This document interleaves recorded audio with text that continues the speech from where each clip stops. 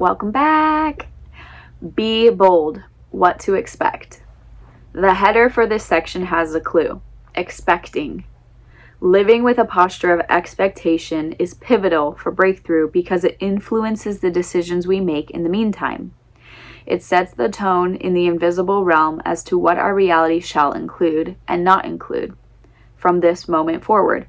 When I am expecting to go on vacation, I mark my calendar, set my budget accordingly, pack weather-appropriate items for the destination, notify my bank that I will be traveling, and ensure that my passport has stamp space. What should you be doing in expectation of your next breakthrough? Rarely do we know exactly how our breakthrough will happen.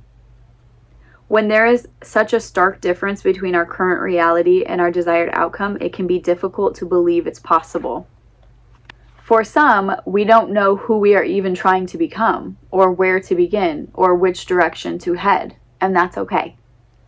For now, our responsibility is not to concern ourselves with the precise details as to how the entire reality shift will play out.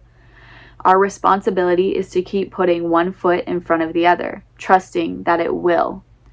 We are not all-knowing beings. We don't know who in our life may contribute what, and we are unaware when the day begins what gifts are in store.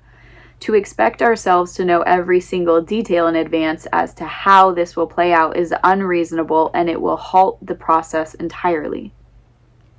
We limit the limitless possibilities when we expect ourselves to know everything.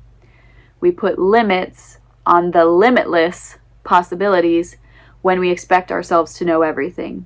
Our duty is to set the goal with strong expectations, believe that it is possible for us, implement actionable steps that are within our control into our daily life in pursuit of this desired outcome, and ride the wave. Our action steps require we release our attachment to everything in our life and ask divine wisdom for guidance. That line made me smile like that because I have an Etsy store called Ride the Wave, and I didn't remember, I wrote this book I think 5 or 6 years ago, and so there's some things in there I don't remember, and there's just constant little divine God winks that's like, hey, they're all over. So it's really enjoyable to read it. So anyway, check out my Etsy store called Ride the Wave and support your girl and get some merch. And there's lots of good stuff on there. Our action steps require that we release our attachment to everything in our life and ask divine wisdom for guidance and receive it. So good. It's exponential. Simple? Sure. Easy? Possibly not. This all sounds so simple, right? It is fairly simple, but it is not easy at first. Staying the course when walking in foreign territory is a great mental battle. Hashtag shameless plug.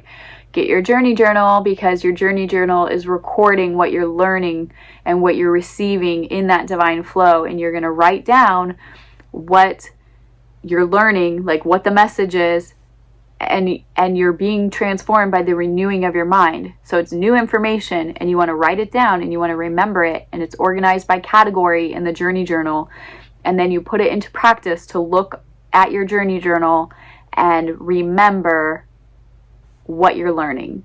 Let me show you what it looks like. Journey journal, your divine memoir. There's sections in here. It's so beautiful. It is the dream. This is like one of my dreams come true. I love it. And you should love it too. I copied my favorite journals that I love writing in. Not copied this part. This is all from my brain. So these are the sections. But what I mean in terms of copied, I copied the line size and like the spacing, because that is the most comfortable way to write. And I will always be improving this. So send any feedback, but it is beautiful. And there's also a soft copy, whatever that's called. This is the hardcover. There's a soft copy if you prefer that.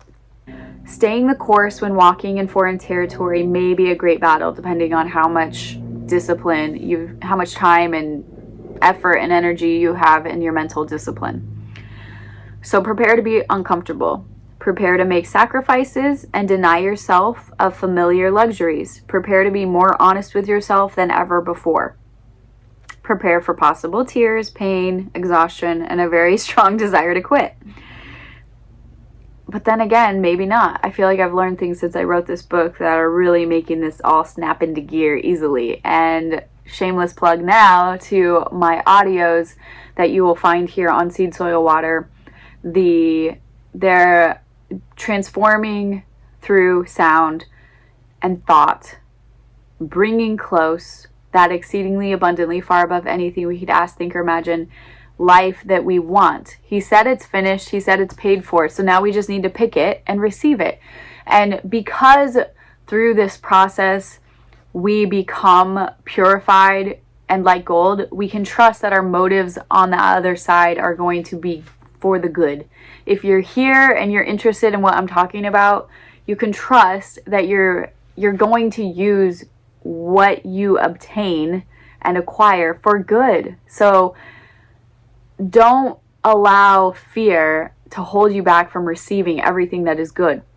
Allow the foreign concept of wealth to be better than the familiar concept of being broke, because the world needs wealthy, powerful people that are rooted and morally sound. So be that, receive it, know that everything is handled. Everything is handled in that version of yourself that is wealthy and rooted and self-sufficient and whole.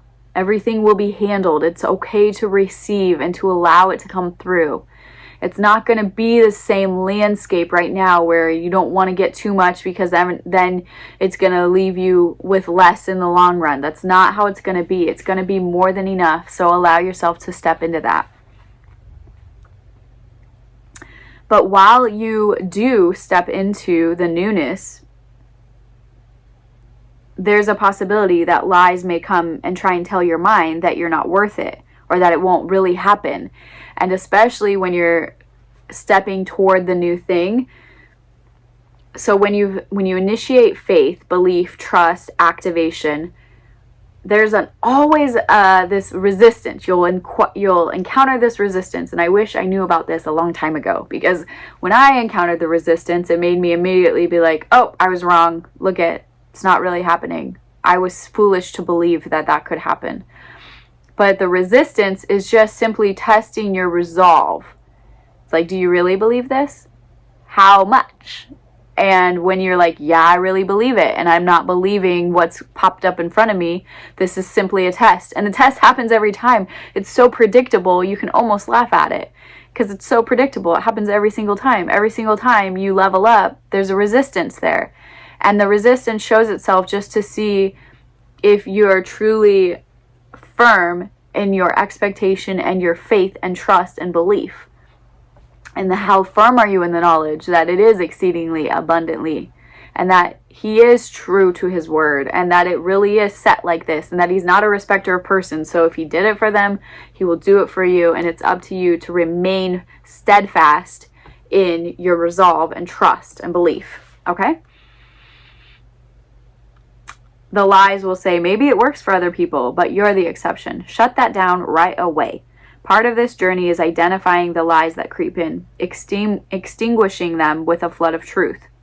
So if you're somebody that deals with addiction, you're no more special of an addict than somebody else. If that addict can remain clean and sober, so can you. Because the God of the universe is no respecter of persons. You're not beyond his reach of deliverance.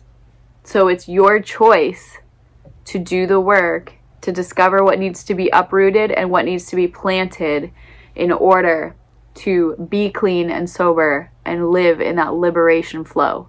Because according to the finished work of the resurrection, it is finished. So that means it is available to you, and it's your choice to get control of yourself, because self-control is a fruit of the Holy Spirit that has been given to us. And we all get to choose to receive the gifts that are with the Spirit of the living God.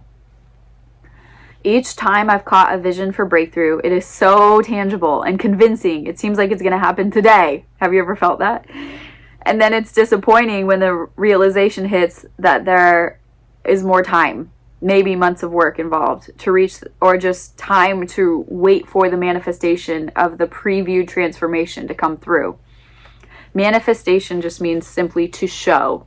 So it's like we imagine, we perceive, you know, whether it's something we chose or something that God has like given us an insight into, it takes time for it to come through to show itself.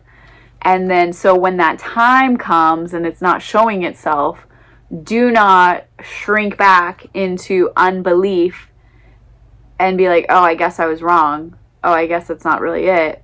Or settle for something else, because it's going to show itself. It's just still coming through. And that's why I believe when it says that without faith, we cannot please God. I don't think it's really talking about whether he's happy or not. It's simply like your faith is your currency. Your trust is the roadway. It's the pathway that's bringing through the thing that you've been shown or that you're believing into. And so when you shrink back and you remove your faith because it didn't happen fast enough, or it didn't happen exactly how you thought it was going to, it's imagine like breaking up the roadway, like in our video games when we used to play and you have to jump boing boing like Mario. So keep the roadway and then allow, imagine like a train. The train is bringing the thing. Don't make the train drop off the tracks. And so it's a discipline to remain in that posture of excited, enthusiastic expectation, not motivated by what you're seeing right now. And it's a discipline. There are some days where I find that if I'm just tired, if I'm just more worn down by life in general that time or day or whatever, it's harder for me to be enthusiastic and to, be excited. That's why I believe it says, deferred hope makes the heart sick. It's like when it feels like it's being deferred and deferred and deferred, the heart just runs out. It runs out of being well. It makes it even sick. So like we must reside in the space of hope and choose to remain illuminated with faith so that when it's showing itself in the 3D, it will indeed have a place to land. It will have a pathway to drive in on. Don't be discouraged. This process is what smooths our edges. It builds our character, and it evolves us into the person who is able to handle the gift of abundance that's on its way.